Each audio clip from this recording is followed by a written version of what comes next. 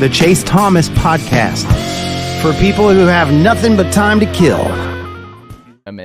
I don't know. I still would edge towards Jake being the week 1 starter. I could be wrong here in this regard, but like when you look at the tape of Aguilar to this point, and you with what you know about Heupel's scheme and what you've seen from this passing offense last 2 years, Bull, do you think it's a good fit, or do you think it's just, hey, they didn't have a lot of options and you might as well just take a shot on somebody like Aguilar?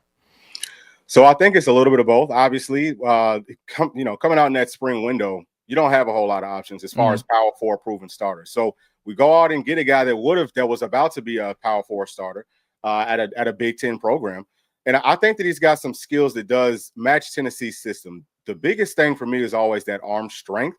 He's got a strong arm. Now, he's inconsistent. That's what he's going to have to work on. And that's where I think the Coach Halsey and Coach Heupel, they're gonna help him get that right. If he gets more consistent with the fundamentals, stepping into his throws, knowing when, because see, Tennessee's offense, some people think that it's like 3, 4, 5 reads. Sometimes it is, but for the most part, it's 1 read, 2 reads. If it's not there, you need to start running, just like Hendon Hooker did. I see some of that in his game. I think that he's mobile enough that he could put some pressure on defenses with the option game. So all of that type of stuff there, for me, I think that he would fit into the system. But like you said, he's got a limited amount of time to learn. One of my questions is he taking online classes? Can he be in Knoxville? And even if he's not, on campus, but can he be in Knoxville taking his classes, working with the wide receivers and all that type of stuff? If that's the case, that looks a lot better, but it's short notice. So I think that he can get it done, but it's gonna take a lot of work.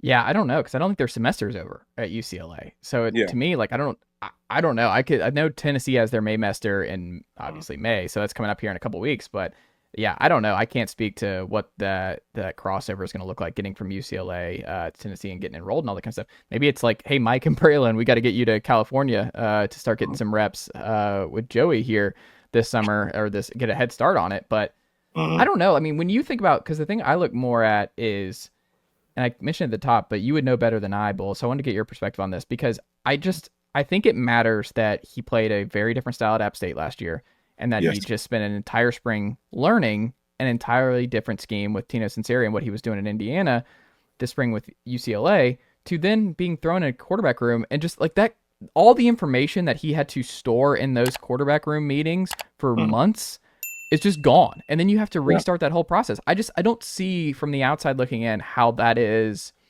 not going to be a hindrance towards him being effective early on. Tennessee's got Syracuse in the Dome, which is going to be hard. And then you got Georgia coming in town week 3 at home. Like, I don't know if he's going to have that time to just get acclimated before things might just be a little rough. And you're like, look, we can't let you learn on the fly like this. And the timeline, I just don't think's great. And I feel like that's an under talked about point. Yeah, no, I mean, that is a excellent point, because it's definitely true. You're having to learn all these different things. I think that the biggest thing for him is going to be about Tennessee's tempo and about those option routes, because really our offensive system isn't complicated. It's just about the speed that Tennessee runs, and it's about being on the same page with those wide receivers versus these different coverages and things like that. So that's something that he's not going to be able to really do until he gets up on campus with everybody, or at least gets to Knoxville, and they can go to like a little practice field and start working on that, which is what they're going to have to do. So he's going to have to put in a lot of work, hoping that he doesn't get burnt out. But this is what he signed up for. This is what Tennessee signed up for. So that's more of what my concern is. But I do think that it is a good point that having to learn several systems in such a short period of time, and then the system at App State really isn't. It's not too similar to what Tennessee does. There's some things that are similar, but for the most part, it's 2 totally different systems. So we'll see. I mean, I'm sure that the coaches looked at him or talked to him and asked him or gauged what the mental aspect is. Do we feel like it gets quickly?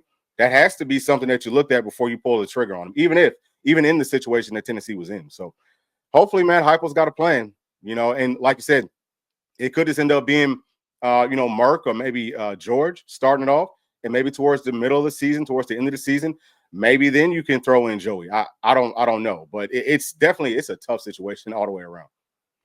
What do you think when you watch Merck's high school tape at in Savannah, and you look at George's high school tape over there in Nashville? Nicely done, nephew. The Chase Thomas Podcast. Hell yeah.